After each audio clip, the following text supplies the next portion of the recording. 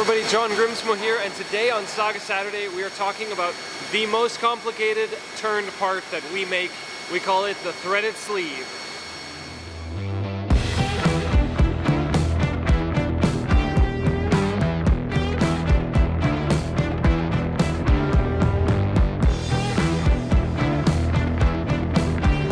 This part here is extremely challenging in some weird ways because the setup on the machine is very difficult, very finicky, very fine-tuny, and the tolerances and features on this part are critical to the operation of the pen. Everything relates from this. This is the epicenter of the pen, and it goes right there. So the slider rides up and down on it, the button goes within it, and there's 3 ceramic ball bearings that go in these holes. And if these holes are too high or too low, or there's a burr on the inside, or they're just bad in some way, then the whole pen fails. So we do not want that. It's got a really nice thread on the front with a Higby on the front edge, so you don't have a sharp front edge. It's got a groove there, it's got a groove there. It's got 3 flats on where the balls go so that you can actually have a flat surface to drill into the ball. It is drilled all the way through. We make this from heat-treated 17.4 pH stainless steel H900 heat treat, which is about 45 Rockwell, and we machine it from bar fully hard in that state, which is more challenging on the machine, the Swiss lathe right there. But once you get it dialed, it leaves these amazingly shiny surface finishes. Good threads, good feeling part, very shiny, doesn't really rust. It's a stainless. I guess it can rust, but it generally doesn't. Don't worry about it. And just such a beautiful material to work with, but it is challenging because it's heat treated, it's harder.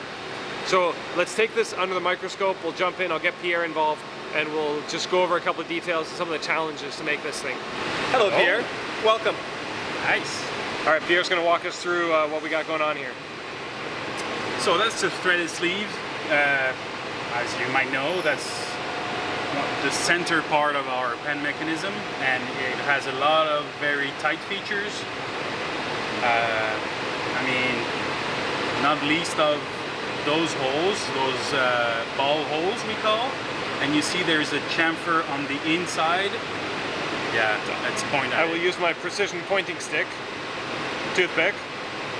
So in there, that hole, I see the chamfer right there.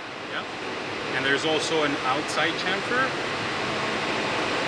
Yeah. As you can see. Right here. So those 2 chamfers are made with the same tool, which is a, we call it a lollipop, but that's undercutting ball end mill. Here, I'll grab one. Yeah. Harvey tool, undercutting 270-degree lollipop tool. 16-inch diameter. 1/16, yeah. Yep. And you can see against my pointer finger, like, it's tiny. There's my fingerprint. Steal my identity. The tip of a toothpick. Like, what? This is what we're looking at here. There we go, focus. This tool, tiny. So what's this guy do? This guy goes in, it's... First of all, it makes the spot drill for the actual drill to be centered and not wander around. Okay, so we have a flat here. Yeah, so it'll come on that flat surface and make a tiny dot, which will guide the drill after that. Okay. Because this hole is then drilled and reamed before that undercutting end mill comes and does chamfers on it. Because on the Swiss we have very limited amount of live tools, right? Yeah. We don't have room for a spot drill, so we're using this as a spot drill. It works fine. Which is not like the perfect recommended thing to do, but it actually works, and we have pretty good tool life on the drills and all that. So you make the flat, you spot the hole, you drill the hole, you ream the hole, and then you come in with this vertically, but the camera's in the way. Yeah. But it comes around and then it goes inside the hole. So I can go more like this. Right, so you're chamfering. Yeah. You come inside the hole, and then from the back side, maybe I can do it this way. So we go through the hole and we're chamfering the back side of the hole like this. There you go.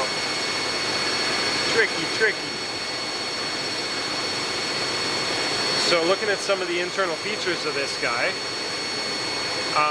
as I said, very challenging part to make. you were telling me before, one of the hardest parts is the difference between making it in the main spindle and then transferring it to the sub spindle, assuming it's concentric, assuming the length doesn't change, assuming it grips it and pulls it without slipping or moving or anything. Yeah. And like these are all critical features. Yeah, you know, when we're turning anything, even milling for that matters, you always want to do as much as you can on the same setup. Yeah, one operation. Yeah. So basically the axes of the machine are using the same reference because you didn't move the part, you didn't unclamp it, you didn't try to, I don't know, turn it around or anything. It's staying in the same fixed position, so you can relatively trust the position of each tool with that same setup. As soon as you clamp with another chuck, or you take the part out of the machine and put it back in, you're changing the setup. And you can have very precise ways of locating it, but it'll never be exactly repeatable. Never as good as like the first Exactly. time, And on top of that, since we have two spindles in the same machine, the machine heating up is going to change the location of those two spindles relative to one another. So the sub is going to come and grab maybe 2 thousandths short of the previous part because it's a little bit warmer than at the previous part. So all these are variables that make that, you know, changing setup, changing between two setups to make a critical feature is something that is difficult, and you have to be really on top of it to absolutely look after it. So here I noticed one little feature. Yep. Well, I don't call it a feature, but see this line right here? Yeah. You see it. But to explain it, if that little step right there is a concentricity error from the main spindle to the sub spindle, right? Yeah, exactly. Like this is a drilled hole, a through hole, that comes from the first op, and then on the second op, it comes in with a turning tool and it turns this whole taper, radius, everything, and you can see it running out. So there's a little lip inside there, there's no lip on this side, because there's probably just a thou of run out between the two spindles when the two parts are spinning. So they're not perfectly, they're off by almost nothing. Yeah. But here's a feature where you kind of see it. We see it, you guys don't see it. It doesn't matter, the part's fine. The microscope effect. With the microscope effect, exactly. Yeah. And this is the challenge of being a precision machinist with a microscope, where you see how, you know, the closer you look, the worse your work is. Yeah. And it sucks, but it's like, it makes you a better machinist. Yeah, of course. So it lets you chase and be like, I can do better, I can do better, I can do better. But, so that's a feature we watch and we manage as good as we can. And some features like that, you have to accept a certain amount of tolerance. And when it doesn't matter, it's purely aesthetic. For the 4 people out there that's going to look under this under a microscope, you know, I appreciate you guys, but this is not a warranty defect. I don't want you guys looking under a microscope. Right. So I mean, be aware we're choosing to share behind the curtain kind of thing, which makes our job more difficult, but I appreciate it because it makes us better. So okay, let's talk about the threads real quick. So this is a relatively standard thread. It's a 5/16 by 32 thread. The challenge is we have a very thin wall here, so you can't put too much of a chamfer on the front, otherwise you run out your chamfer on the inside, that little tiny like tooth out chamfer, or you run out of wall thickness. So Pierre's done a really good job on this part, and this is where the machinist comes in to like make it right, and there's no burr and it feels good and it's good. Even if the print shows it exactly so, the machinist has to like dial in the offsets and, you know, do it like it's got to be done. So here is the tool that is cutting that thread. It is an insert, as you can tell here. There you go. So this insert will go into a holder that's in the machine with those 2 screws. You see the holes there. That is the locating feature. So this has a 60-degree included angle cutting edge with probably some radius on the tip for it not to break too bad. Yeah, it's either a little flat or a radius or something.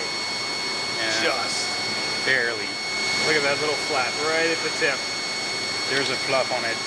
Yeah, and there's dirt on it, like because I just touched it. you touched it with that's fingerprint. This is what's cutting the threads, and so I think we're making 9 or 10 passes to cut that the whole depth of the thread. So we will come here, turn it,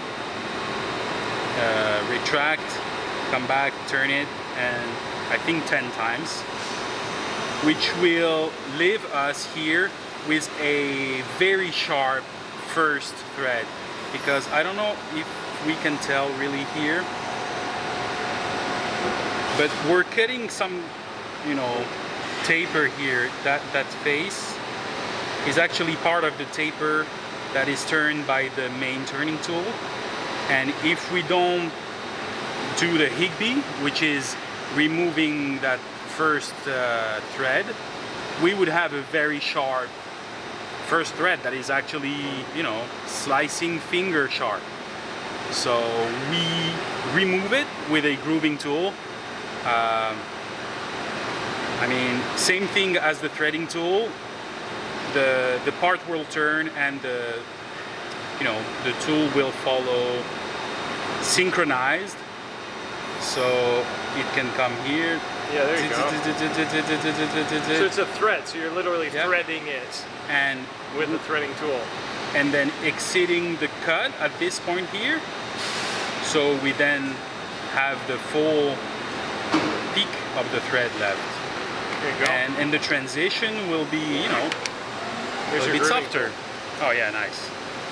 Yeah. So to make the Higby, he uses not the threading tool, but this flat grooving tool. Yep. This guy, and you can see it'll, you know, align here and up, retract, come here again, turn, all the way and retract. And so the axis of the machine needs to be really well synchronized for this not to just crash into the part or just leave a random groove in it somewhere. So that takes a little bit of, you know, getting used to and knowing how to dial it. I think that's about it for the thread. We do a very thin chamfer on the end of this. Look at that, that's a nice which little is chamfer. a couple thousandths. And it's important that it is, we still leave, where am I? It's important that we still leave that face somehow, so we don't create a knife edge on the end of the part and just cut ourselves every time we want to assemble it. I think that's it. The rest of the hole is just drilled, so you can see the drill finish, you know, which is pretty good, by the way, for just drilled. And then the diameter and the grooves, critical? On the groove, on this groove. You mean? Yep. Yeah. Yeah, so that's the groove for the C-clip that we use to retain the spring inside our mechanism. It's not easy to always have an equal chamfer on both sides, but that's the goal. You can see here, maybe this one is thinner than the other one. Same thing, you just need to not cut yourself on the feature.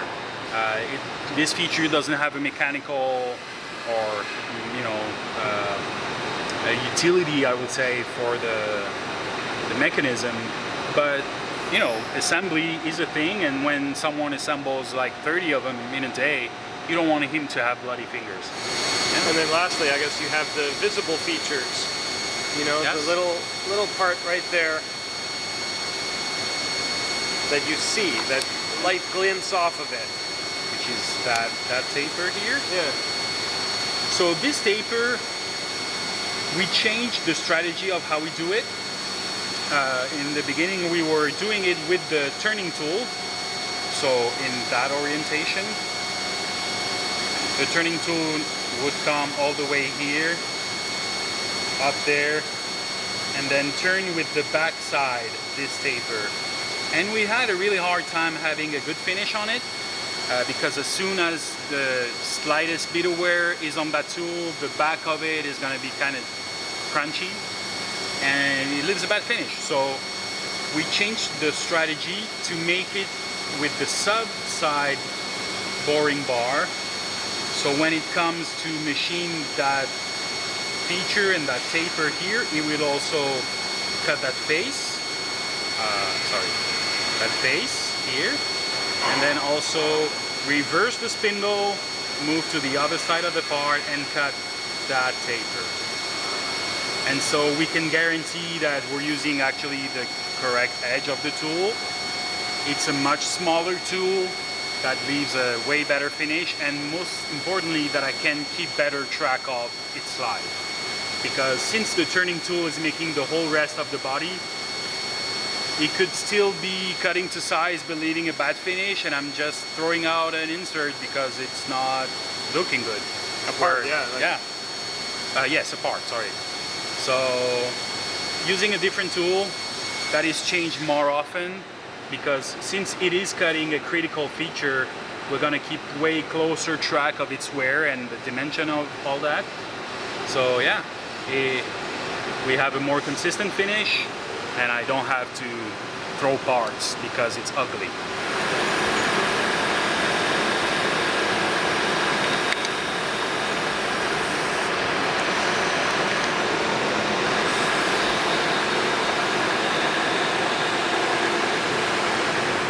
So right now Pierre is dipping it in isopropyl alcohol to clean some of the oil off, the majority of it. And he wipes it down, and he's going to start measuring some of the critical features on it.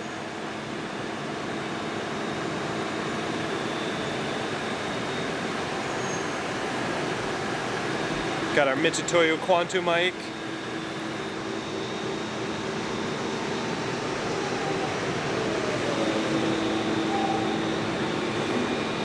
So he's got a couple pin gauges, go no go pin gauges. Little tiny 1/16 inch. See, one of the chamfer is not consistent. Yeah, which lets him see if the chamfer's good or the hole diameter's good.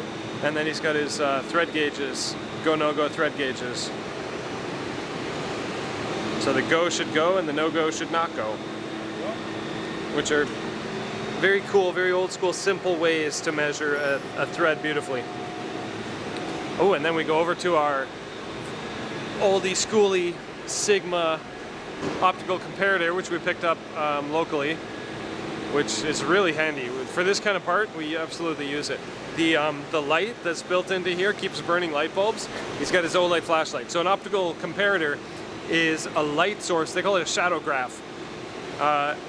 Putting light through that lens against a 45-degree mirror, which gives you a profile with a slight magnification, so it's a couple times bigger, and the crosshairs, and then he's got his digital readout right there, which reads to 10 millionth increments and lets him, you know, measure features from, you know, flat to hole center, or from etc. And one of the absolute critical features for the Saga is the feel of it and the depth of the button and everything, and that's what he's measuring right now.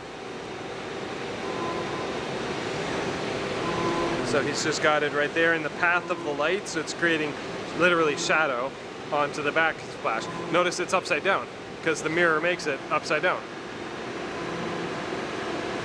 So he's measuring from the top to the top of that hole, and really using his knowledge and experience to make a good part. And if it's not a good part, then he scraps it and then adds a little compensation to the machine and makes the next one better. So like many of our turn parts, we make this on our Tornos GT13 Swiss lathe. Ooh, it's warm in there. I can feel the heat coming out. A lot of tools going on in this lathe, a lot of coolant lines, a lot of high pressure coolant. All these braided stainless lines are high pressure. So these are your backside working tools, your sub tools. We got a 1/16 flat, end mill, chamfer mill, tiny engraving tool, fixed tools, inside boring or facing, spot drill, inside boring. And then on the main, you have your main. So we got a turning tool, a grooving tool, threading tool, grooving tool, and then these are your rotary live tools. So they're like a milling tool because they spin, and then you can cut features and drill holes into your part and like rotate the part to be able to access different sides of the features. So this machine has 3 side working tools there and then up to 2 up there. And this is where we do those 3 little cross holes on the threaded sleeve. So that's an 1/8 inch flat end mill, which makes a flat for the cross hole. And then we have a drill bit and then a reamer. And then over here we have a Harvey tool 1/16 inch, no, maybe 1/32 inch ball end mill undercutting ball and mill, which lets us chamfer the top of those holes. And then the material comes out there up against the part off tool right there. And then it gets transferred to the sub, and then there's a part in the sub right now waiting to be second side machined. So remember, a Swiss lathe lets you machine a part on the first side while the second side is also machining over here. So it's like 2 in 1. Such cool machines. And when you have your code, your program side has 2 channels of code. So left channel and right channel. All the main working, all the backside working over here. So cool. So let's, Pierre and Grayson are over here on the microscope.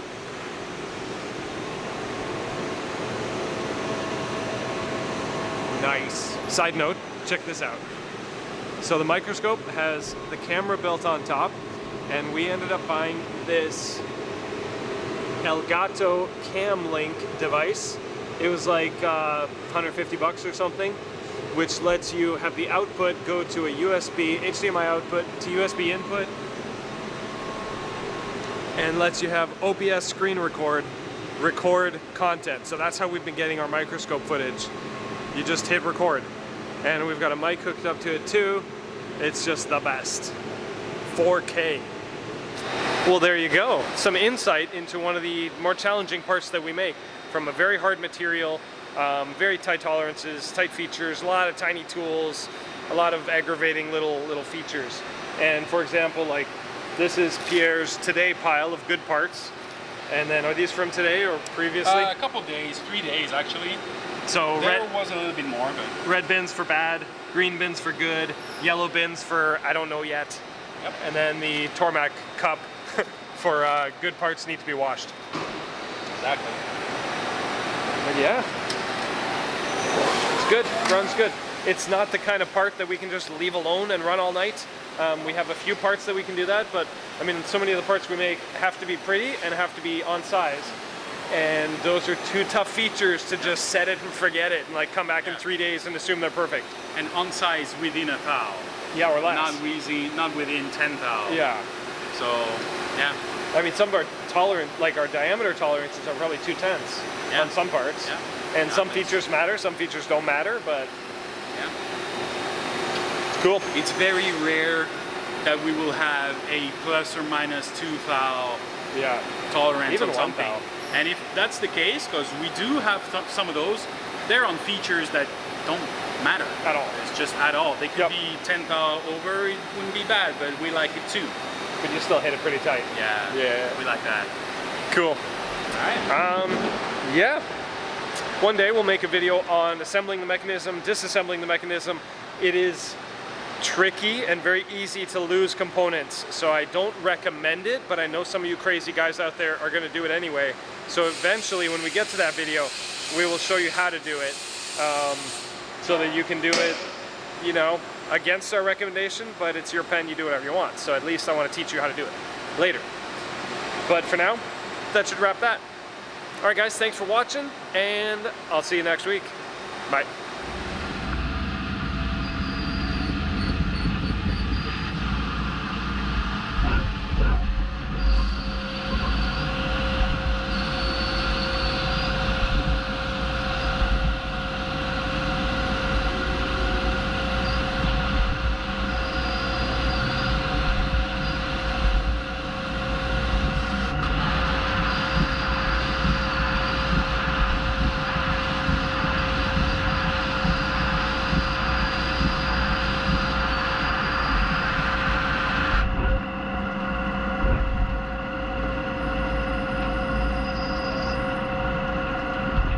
Thank you.